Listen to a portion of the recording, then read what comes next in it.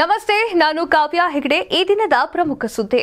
ನರೇಂದ್ರ ಮೋದಿಯವರ ವ್ರತದ ಮೇಲೆ ಅನುಮಾನವನ್ನ ವ್ಯಕ್ತಪಡಿಸಿದ ಮಾಜಿ ಸಿಎಂ. ಶ್ರೀರಾಮ ಬಿಜೆಪಿಯ ಅಪ್ಪನ ಮನೆಯ ಆಸ್ತಿನ ಅಂತ ಕೇಳಿದ ಡಿಕೆ ಶಿವಕುಮಾರ್. ರಾಮ ಮಂದಿರದಲ್ಲಿ ನೂಕುನುಗ್ಗಲು ರಾಮ ಮಂದಿರಕ್ಕೆ ಬರದಂತೆ ಮನವಿ ಮಾಡಿದ ಪೊಲೀಸರು. ವಿಶ್ವಸಂಸ್ಥೆಯಲ್ಲಿ ಕಾಯಂ ಸ್ಥಾನವನ್ನ ಪಡೆಯಲು ಭಾರತ ಅರ್ಹ. ಮಿಜೋರಾಂನಲ್ಲಿ ಸೇನಾ ವಿಮಾನ ಅಪಘಾತಕ್ಕೀಡಾಗಿದೆ. 6 ಜನರಿಗೆ ಗಾಯವಾಗಿದೆ. ಯಾರಾದ್ರೂ 11 ದಿನಗಳ ಕಾಲ ಉಪವಾಸವನ್ನ ಮಾಡಿದ್ರೆ ನಿಜಕ್ಕೂ ಅವರು ಬದುಕುಳಿತಾರಾ ಅಂತ ಮಾಜಿ ಸಿಎಂ ಹೇಳಿಕೆಯನ್ನ ನೀಡಿದ್ದಾರೆ. ಹಾಗೆ ಅನುಮಾನವನ್ನ ವ್ಯಕ್ತಪಡಿಸಿದ್ದಾರೆ. ಮೋದಿಯವರು 11 ದಿನಗಳ ಕಾಲ ಉಪವಾಸವನ್ನ ಕೈಗೊಂಡಿರುವ ಕಾರಣಕ್ಕಾಗಿ ಇವರು ಈ ಅನುಮಾನವನ್ನ ವ್ಯಕ್ತಪಡಿಸಿದ್ದಾರೆ. ಹಾಗಾದ್ರೆ ಯಾರ್ ಆ ಮಾಜಿ ಸಿಎಂ ಅನ್ನೋದ್ರ ಬಗ್ಗೆ ಮಾಹಿತಿಯನ್ನ ಕೊಡ್ತೀವಿ ನೋಡಿ. ಅಯೋಧ್ಯೆಯಲ್ಲಿ ಭವ್ಯ ಶ್ರೀರಾಮನ ಮಂದಿರ ಲೋಕಾರ್ಪಣೆಗೊಂಡಿದೆ. ಪ್ರಧಾನಿ ನರೇಂದ್ರ ಮೋದಿಯವರು ಅಮೃತ ಹಸ್ತದಿಂದ ರಾಮಲಲ್ಲಾ ಮೂರ್ತಿ ಪ್ರತಿಷ್ಠಾಪನೆ ನಡೆದಿದೆ. ರಾಮ ಮಂದಿರದ ಪ್ರಾಣ ಪ್ರತಿಷ್ಠೆ ಹಾಗೂ ಪೂಜಾ ವಿಧಿವಿಧಾನಗಳ ಪೂರೈಸಿದ ಪ್ರಧಾನಿ ಮೋದಿಯವರು ರಾಮ ಮಂದಿರ ಆವರಣದಲ್ಲಿ ಆಯೋಜಿಸಿದ ಕಾರ್ಯಕ್ರಮದಲ್ಲಿ ತಮ್ಮ 11 ದಿನಗಳ ಕಠಿಣ ಉಪವಾಸ ವ್ರತವನ್ನು ಅಂತ್ಯಗೊಳಿಸಿದ್ದಾರೆ. ಸ್ವಾಮೀಜಿಗಳು ಪ್ರಧಾನಿ ಮೋದಿಗೆ ಶ್ರೀರಾಮನ ಪ್ರಸಾದ ನೀಡಿ ಕಠಿಣ ವ್ರತವನ್ನ ಪರಿಪೂರ್ಣಗೊಳಿಸಿದ್ದಾರೆ. ಆದರೆ ನರೇಂದ್ರ ಮೋದಿಯವರು ಉಪವಾಸ ಮಾಡಿದ್ದೇ ಅನುಮಾನ ಅಂತ ಮಾಜಿ ಮುಖ್ಯಮಂತ್ರಿ ಆಗಿರುವಂತಹ ವೀರಪ್ಪ ಮೊಯ್ಲಿ ಅವರು ಹೇಳಿದ್ದಾರೆ. ಚಿಕ್ಕಬಳ್ಳಾಪುರದಲ್ಲಿ ಸುದ್ದಿಗಾರರೊಂದಿಗೆ ಮಾತನಾಡಿದ ವೀರಪ್ಪ ಅವರು, ರಾಮಲಲ್ಲಾ ಪ್ರತಿಷ್ಠಾಪನೆ ಕಾರ್ಯಕ್ರಮದ ಅಂಗವಾಗಿ ಮೋದಿ ಉಪವಾಸ ಮಾಡಿಲ್ಲ. ಎಳ್ನೀರು ಮಾತ್ರ ಕುಡಿದು ಉಪವಾಸ ಮಾಡಿದ್ರೆ 1-2 ದಿನಗಳಲ್ಲಿ ಮನುಷ್ಯ ಬೀಳ್ತಿದ್ರು. 11 ದಿನಗಳ ಉಪವಾಸ ಮಾಡಿದ್ರೆ ಮನುಷ್ಯರು ಬದುಕಲು ಸಾಧ್ಯವೇ ಇಲ್ಲ ಅಂತ ಹೇಳಿದ್ದಾರೆ. ಈ ಮೂಲಕ ಪ್ರಧಾನಮಂತ್ರಿ ನರೇಂದ್ರ ಮೋದಿ ಅವರ ಉಪವಾಸದ ವ್ರತದ ಮೇಲೆ ಅನುಮಾನವನ್ನ ವ್ಯಕ್ತಪಡಿಸಿದ್ದಾರೆ. ವೈದ್ಯರ ಅಭಿಪ್ರಾಯದ ಪ್ರಕಾರ ಇದು ಅಸಾಧ್ಯ ಉಪವಾಸ ಅಂತ ಹೇಳಿ ಮೋದಿಯವರು ಬಹಳ ಜೋರಾಗಿ ಓಡಾಡಿದ್ರು. ಉಪವಾಸ ಇದ್ದ ಹಾಗೆ ನರೇಂದ್ರ ಮೋದಿ ಅವರು ಕಾಣಿಸ್ತಾ ಇರಲಿಲ್ಲ. ದೇವರಿಗೆ ಇಚ್ಛೆ ಪ್ರಕಾರ ಏನು ಬೇಕಾದ್ರೂ ಮಾಡ್ಲಿ, ಆದ್ರೆ ಇವರ ನಾಟಕ ಇನ್ನು ಮುಂದೆ ನಡೆಯೋದಿಲ್ಲ ಅಂತ ಹೇಳಿದ್ದಾರೆ. ಗುಜರಾತ್ ಹತ್ಯಾಕಾಂಡದ ವೇಳೆ ಮೋದಿ ರಾಜಧರ್ಮವನ್ನ ಪಾಲನೆ ಮಾಡಿಲ್ಲ, ಕಾನೂನು ಪರಿಪಾಲನೆಯನ್ನ ಮಾಡಿಲ್ಲ. ರಾಜಧರ್ಮ ಪಾಲನೆ ಮಾಡಿದರೆ ಶ್ರೀರಾಮನ ಗರ್ಭಗುಡಿಯಲ್ಲಿ ಕೂತು ಪ್ರಾಣ ಪ್ರತಿಷ್ಠಾಪನೆ ಮಾಡಿದ್ದು ವಿಪರ್ಯಾಸ. ನಾನು ಬೆಳಿಗ್ಗೆ ವಾಕಿಂಗ್ ಮಾಡುವಾಗ ಡಾಕ್ಟರ್ ಬಳಿ ಚರ್ಚೆಯನ್ನ ಮಾಡಿದ್ದೇನೆ. 11 ದಿನಗಳ ಉಪವಾಸ ಮಾಡಿದ್ರೆ ಮನುಷ್ಯ ಬದುಕಲು ಅಸಾಧ್ಯ. ಒಂದು ವೇಳೆ ಮನುಷ್ಯ ಬದುಕಿದ್ರೆ ಅದು ಪವಾಡವೇ ಅಂತ ಹೇಳಿದ್ದಾರೆ. ಹೀಗಾಗಿ ಆ ಉಪವಾಸ ಮಾಡಿರುವುದು ಅನುಮಾನ. ಉಪವಾಸ ಮಾಡದೆ ಗರ್ಭಗುಡಿಗೆ ಹೋಗಿ ಪೂಜೆಯನ್ನ ಮಾಡಿದ್ರೆ ಸ್ಥಳವನ್ನ ಪವಿತ್ರ ಮಾಡಬೇಕಾಗಿದೆ. ಶಕ್ತಿ ಉದ್ಭವವಾಗೋದಿಲ್ಲ ಅಂತ ಹೇಳಿದ್ದಾರೆ. ರಾಮ ಮಂದಿರದ ಕೆಲಸ ಪೂರ್ಣ ಆಗ್ಲಿಲ್ಲ. ನರೇಂದ್ರ ಮೋದಿ ಅವರು ಪ್ರಾಣ ಪ್ರತಿಷ್ಠಾಪನೆ ನಡೆಸಿಕೊಟ್ಟಿದ್ದು ತಪ್ಪು. ನರೇಂದ್ರ ಮೋದಿ ಅವರು ಗರ್ಭಗುಡಿಗೆ ಪ್ರವೇಶವನ್ನ ಮಾಡಿದ್ದು ಸಹ ತಪ್ಪಿದೆ. ಅವರ ಕೈಗೆ ತೀರ್ಥ ಬಾಯಿಗೆ ಕೊಡುವುದು ಇದು ಹಿಂದೂ ಧರ್ಮಕ್ಕೆ ಬಂದ ದುಸ್ಥಿತಿ ಅಂತ ಹೇಳಿದ್ದಾರೆ. ಶ್ರೀರಾಮ ಯಾರಪ್ಪನ ಮನೆಯ ಆಸ್ತಿಯಲ್ಲ, ಅದು ಬಿಜೆಪಿ ಅಪ್ಪನ ಮನೆಯ ಆಸ್ತಿಯಲ್ಲ ಅಂತ ಹೇಳಿ ಡಿಕೆ ಶಿವಕುಮಾರ್ ಅವರು ಗುಡುಗಿದ್ದಾರೆ. ಅಂದ್ರೆ ವ್ಯಂಗ್ಯವನ್ನ ಆಡಿದ್ದಾರೆ. ನನ್ನ ಹೆಸರಲ್ಲಿ ಶಿವನೂ ಇದೆ, ಹಾಗೆ ಕುಮಾರನೂ ಇದೆ ಅಂತ ಹೇಳಿ ವ್ಯಂಗ್ಯವನ್ನ ಆಡಿದ್ದಾರೆ. ಹಾಗಾದ್ರೆ ಏನೆಲ್ಲ ಮಾತನಾಡಿದ್ರು ಡಿಕೆ ಶಿವಕುಮಾರ್ ಅನ್ನೋದ್ರ ಬಗ್ಗೆ ಸಂಕ್ಷಿಪ್ತ ಮಾಹಿತಿಯನ್ನ ಕೊಡ್ತೀವಿ ನೋಡಿ. ಭಗವಾನ್ ಶ್ರೀರಾಮ ಏನು ಬಿಜೆಪಿಯ ಅಪ್ಪನ ಮನೆ ಸೊತ್ತ ಅಂತ ಉಪಮುಖ್ಯಮಂತ್ರಿಗಳು ಆಗಿರುವಂತಹ ಡಿಕೆ ಶಿವಕುಮಾರ್ ಅವರು ವಾಗ್ದಾಳಿಯನ್ನ ನಡೆಸಿದ್ದಾರೆ. ಬೆಂಗಳೂರಿನಲ್ಲಿ ಮಾತನಾಡಿದ ಅವರು, ಸಿಎಂ ಸಿದ್ದರಾಮಯ್ಯ ಅವರ ಹೆಸರಿನಲ್ಲಿ ರಾಮನೂ ಇದ್ದಾನೆ, ತನ್ನ ಹೆಸರಿನಲ್ಲಿ ಶಿವ ಇದ್ದಾನೆ, ನನ್ನ ಹೆಸರಿನಲ್ಲಿ ಶಿವನ ಮಗ ಕುಮಾರನೂ ಇದ್ದಾನೆ. ಬಿಜೆಪಿಯವರಿಗೆ ಹೊಟ್ಟೆ ಉರಿ ಅಂತ ಹೇಳಿದ್ದಾರೆ.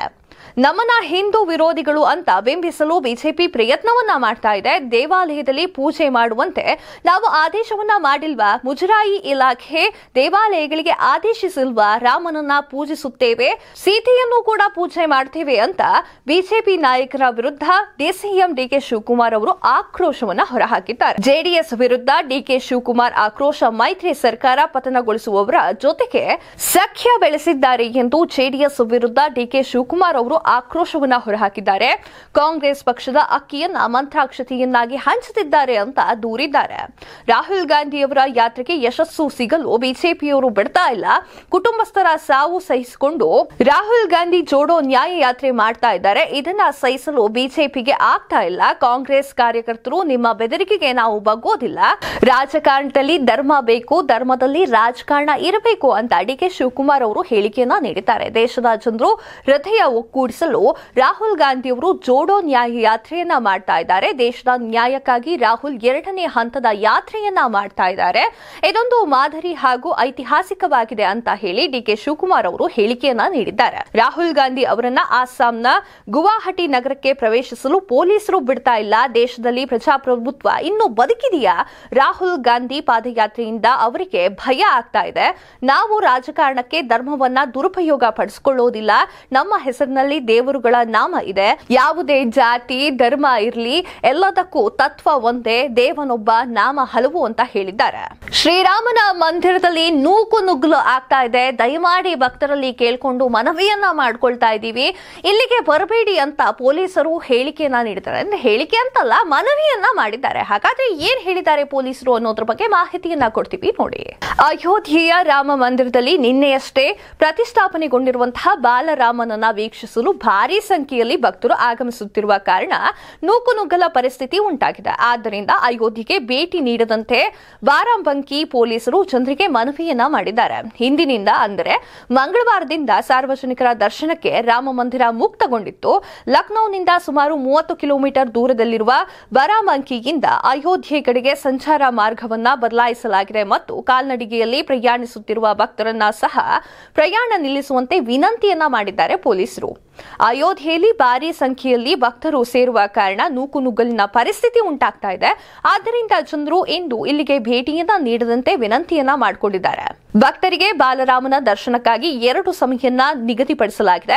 ಮೊದಲ ಸಮಯ ಅಂದ್ರೆ ಮೊದಲ ಅವಧಿ ಬೆಳಿಗ್ಗೆ 7ರಿಂದ 11:30 ಮತ್ತು 2ನೇ ಅವಧಿ ಮಧ್ಯಾಹ್ನ 2 ಗಂಟೆಯಿಂದ ಸಂಜೆ 7 ಗಂಟೆಯವರೆಗೆ ನಿಗದಿಪಡಿಸಲಾಗಿದೆ. ನಾವು ಬ್ಯಾರಿಗೇಟ್ ಅನ್ನ ಮುರಿದಿದ್ದೀವಿ ಹೊರತು ಕಾನೂನನ್ನ ಮುರಿದಿಲ್ಲ ಅಂತ ಹೇಳಿ ರಾಹುಲ್ ಗಾಂಧಿ ಅವರು ಹೇಳಿಕೆಯನ್ನ ಕೊಟ್ಟಿದ್ದಾರೆ. ಯಾವ ಕಾರಣಕ್ಕೋಸ್ಕರ ರಾಹುಲ್ ಗಾಂಧಿ ಅವರು ಬ್ಯಾರಿಗೇಟ್ ಅನ್ನ ಮುರಿದಿದ್ದಾರೆ ಅನ್ನೋದ್ರ ಬಗ್ಗೆ ಮಾಹಿತಿಯನ್ನ ಕೊಡ್ತೀವಿ ನೋಡಿ. ಸಂಸದ ರಾಹುಲ್ ಗಾಂಧಿ ಅವರ ನೇತೃತ್ವದ ಭಾರತ್ ಜೋಡೋ ನ್ಯಾಯ ಯಾತ್ರೆಯಲ್ಲಿ ಮಂಗಳವಾರ ಗುವಾಹಟಿ ನಗರದಲ್ಲಿ ಪ್ರವೇಶಿಸದಂತೆ ತಡೆಯಲಾಗಿತ್ತು. ಇದನ್ನ ಖಂಡಿಸಿ ಬ್ಯಾರಿಗೇಟ್ ಅನ್ನ ಮುರಿದು ಘೋಷಣೆಯನ್ನ ಕೂಗುತ್ತಾ ಕಾಂಗ್ರೆಸ್ ಕಾರ್ಯಕರ್ತರು ಪ್ರತಿಭಟನೆಯನ್ನ ನಡೆಸಿದ್ದಾರೆ.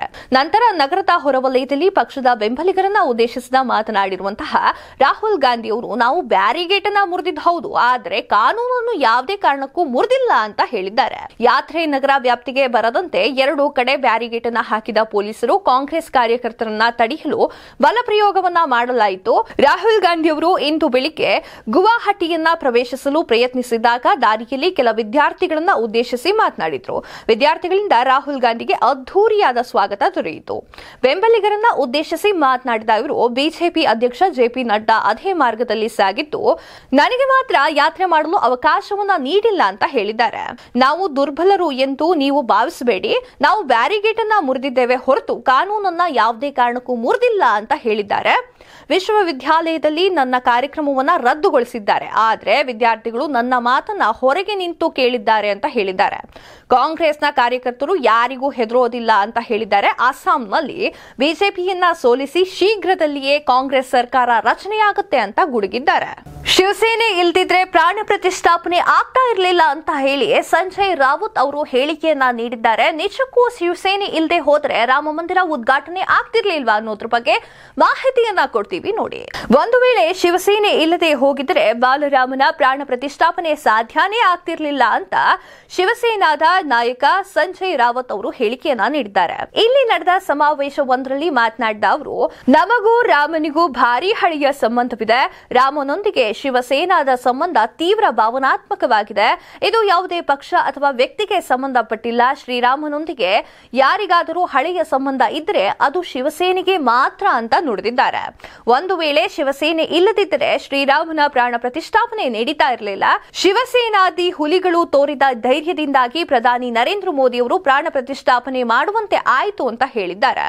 2,500 ಕುಟುಂಬಗಳಿಗೆ ಫಲತಾಂಬೂಲವನ್ನ ನೀಡಿದ್ದಾರೆ. ರಾಮ ಜನ್ಮಭೂಮಿಯಲ್ಲಿ ಚಳುವಳಿಯಲ್ಲಿ ಕೊಡುಗೆ ಸಂಬಂಧ ಮಹಾರಾಷ್ಟ್ರದ ಬಿಜೆಪಿ ಹಾಗೂ ಶಿವಸೇನಾ ಮಾತಿನ ನಡುವೆ ಚಕಮಕಿ ನಡೆದಿತ್ತು.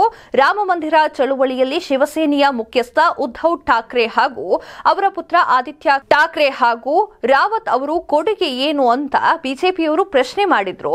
ಇನ್ನೊಂದೆಡೆ ಬಾಬರಿ ಮಸೀದಿ ಧ್ವಂಸದ ಯಶಸ್ಸು ನಮ್ಮದೇ ಅಂತ ಶಿವಸೇನೆ ಹೇಳಿಕೊಂಡಿತ್ತು. ಚೀನಾದಲ್ಲಿ ಮತ್ತೊಮ್ಮೆ ಭೂಕುಸಿತ ಉಂಟಾಗಿದೆ. ಎಷ್ಟು ಸಾವು ನೋವುಗಳಾಗಿದೆ ಅನ್ನೋದ್ರ ಬಗ್ಗೆ ಕಂಪ್ಲೀಟ್ ಡೀಟೇಲ್ಸ್ ಅನ್ನ ಕೊಡ್ತೀವಿ ನೋಡಿ. ನೈಋತ್ಯ ಚೀನಾದ ಪರ್ವತ ಪ್ರದೇಶ ಯುನಾನ್ ಪ್ರಾಂತ್ಯದಲ್ಲಿ ಸೋಮವಾರ ಸಂಭವಿಸಿರುವಂತಹ ಭೂಕುಸಿತದಲ್ಲಿ ಮೃತಪಟ್ಟವರ ಸಂಖ್ಯೆ 11ಕ್ಕೆ ಏರಿಕೆ ಆಗಿದೆ.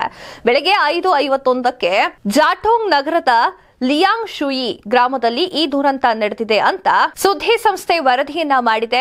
ಭೂಕುಸಿತದಲ್ಲಿ ವಿವಿಧ ಕುಟುಂಬಗಳ ಸುಮಾರು 50 ಜನರು ನಾಪತ್ತೆಯಾಗಿದ್ದು, ಇವರಲ್ಲಿ ಕನಿಷ್ಠ 11 ಮಂದಿ ಮೃತಪಟ್ಟಿದ್ದಾರೆ ಅಂತ ರಕ್ಷಣಾ ಅಧಿಕಾರಿಗಳು ತಿಳಿಸಿದ್ದಾರೆ. ಆರಂಭದಲ್ಲಿ 8 ಜನರು ಮೃತಪಟ್ಟಿದ್ದಾರೆ ಅಂತ ವರದಿಯಾಗಿತ್ತು. ಸದ್ಯ ವಿಪತ್ತು ಪರಿಹಾರ ಪ್ರಾಂತೀಯ ಆಯೋಗವು 3 ಹಂತದಲ್ಲಿ ತುರ್ತು ಕಾರ್ಯಾಚರಣೆಯನ್ನ ಆರಂಭಿಸಿದೆ. 500ಕ್ಕೂ ಹೆಚ್ಚು ನಿವಾಸಿಗಳನ್ನ ರಕ್ಷಿಸುವ ಪ್ರಯತ್ನವನ್ನ ಮಾಡಲಾಗಿದೆ ಅಂತ ಹೇಳಲಾಗ್ತಾ ಇದೆ.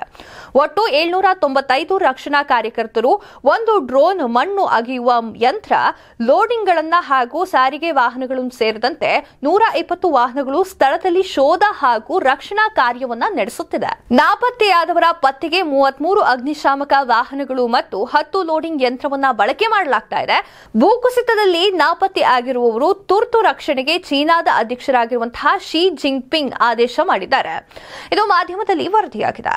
ವಿಶ್ವಸಂಸ್ಥೆಯಲ್ಲಿ ಖಾಯಂ ಸ್ಥಾನವನ್ನ ಪಡೆಯಲು ಭಾರತ ಅರ್ಹವಾಗಿದೆ ಅಂತ ಮಾಸ್ಕ್ ಅವರು ಹೇಳಿಕೆಯನ್ನ ನೀಡಿದ್ದಾರೆ. ಹಾಗಾದ್ರೆ ಏನೆಲ್ಲ ಹೇಳಿದ್ದಾರೆ ಅನ್ನೋದ್ರ ಬಗ್ಗೆ ಮಾಹಿತಿಯನ್ನ ಕೊಡ್ತೀವಿ ನೋಡಿ. ವಿಶ್ವದಲ್ಲಿಯೇ ಅತಿ ಹೆಚ್ಚು ಜನಸಂಖ್ಯೆಯನ್ನ ಹೊಂದಿರುವಂತಹ ಭಾರತ ದೇಶವು ವಿಶ್ವಸಂಸ್ಥೆಯ ಭದ್ರತಾ ಮಂಡಳಿಯಲ್ಲಿ ಖಾಯಂ ಸದಸ್ಯತ್ವವನ್ನ ಪಡೆಯಲು ಅರ್ಹತೆಯನ್ನ ಹೊಂದಿದೆ ಅಂತ ಉದ್ಯಮಿ ಎಲಾನ್ ಮಾಸ್ಕ್ ಅವರು ಹೇಳಿದ್ದಾರೆ. ಭದ್ರತಾ ಮಂಡಳಿಯಲ್ಲಿ ಆಫ್ರಿಕಾದ ರಾಷ್ಟ್ರಗಳು 1 ಸ್ಥಾನವನ್ನ ಪಡೆದುಕೊಂಡಿರುವ ಬಗ್ಗೆ ವಿಶ್ವಸಂಸ್ಥೆಯ ಪ್ರಧಾನ ಕಾರ್ಯದರ್ಶಿಗಳಾಗಿರುವಂತಹ ಆಂಟೋನಿಯೋ ಅವರು ಕಳವಳವನ್ನ ವ್ಯಕ್ತಪಡಿಸಿದ ಬಳಿಕ ಇದೀಗ ಮಾಸ್ಕ್ ತಮ್ಮ ಅಭಿಪ್ರಾಯವನ್ನ ವ್ಯಕ್ತಪಡಿಸಿದ್ದಾರೆ. ಬಲಿಷ್ಠ ರಾಷ್ಟ್ರಗಳು ತಮ್ಮ ಅಧಿಕಾರವನ್ನ ಬಿಟ್ಟುಕೊಡುವುದಿಲ್ಲ, ಇದೇ ಸಮಸ್ಯೆಯಾಗಿದೆ. ವಿಶ್ವದ ಹೆಚ್ಚು ಜನಸಂಖ್ಯೆಯನ್ನ ಹೊಂದಿರುವಂತಹ ರಾಷ್ಟ್ರಗಳು ವಿಶ್ವಸಂಸ್ಥೆಯ ಭದ್ರತಾ ಮಂಡಳಿಯನ್ನ ಪ್ರತಿನಿಧಿಸುವುದಿಲ್ಲ ಅಂತ ಹೇಳಿದ್ದಾರೆ. ವಿಶ್ವದಲ್ಲಿಯೇ ಅತಿ ಹೆಚ್ಚು ಜನಸಂಖ್ಯೆಯನ್ನ ಹೊಂದಿರುವ ಭಾರತ ದೇಶವು ಭದ್ರತಾ ಮಂಡಳಿಯಲ್ಲಿ ಖಾಯಂ ಸದಸ್ಯತ್ವವನ್ನ ಪಡೆದಿಲ್ಲ ಎಂಬುದು ಅಸಂಬದ್ಧವಾಗಿದೆ. ಖಾಯಂ ಸದಸ್ಯತ್ವವನ್ನ ಪಡೆಯಲು ಭಾರತ ಮುಂಚೂಣಿಯಲ್ಲಿ